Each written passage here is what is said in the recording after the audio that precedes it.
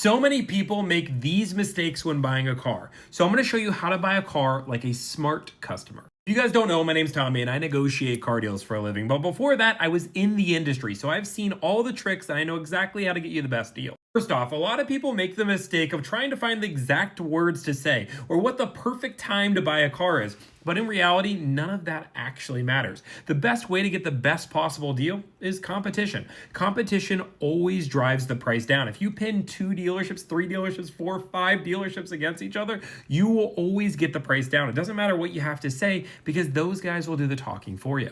Next, if you want to get a great deal, it does take focus. So you should be focused on one particular car. Don't negotiate on a Honda and a Toyota. Figure out which one you like the most. This will also resort to less buyer's remorse, and then negotiate on that. When all of your energy is talking to the same types of dealerships, I promise you'll get a better deal. You probably heard not to tell the dealership you have a trade because you don't really know why, but it's not a good idea because that's how they get you, right? Well, not really. Dealerships want to have your trade and could give you a better deal if you have a trade, but you do not want to mix the negotiation of your trade from the negotiation of the price of the car. So what I always tell people is that if I have a trade on a deal, I will tell the dealership I do have a trade, but I've already priced it with Carvana and CarMax. And if you guys can be competitive with those offers, I'll consider trading with you. Right now, let's just focus on the price of the car because if that doesn't make sense, the rest of the deal won't. And then go from there. This allows the dealership to get a taste to let them know that you do have a trade, which might result to a better deal, but at the very least, you still know what you're getting from Carvana or CarMax to compare to see if it's a good deal. Finally, and this is probably the most important thing,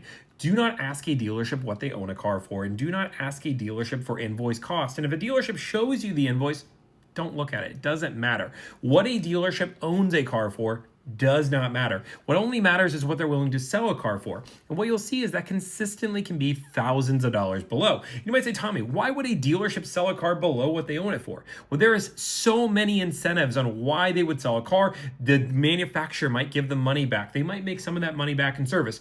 In the end, it doesn't matter because you're not the one running a dealership. If a business is willing to sell a car below their cost, there's probably a good reason. So don't focus on that. Always just focus on what they're willing to sell a car for because that's how you get the best deal.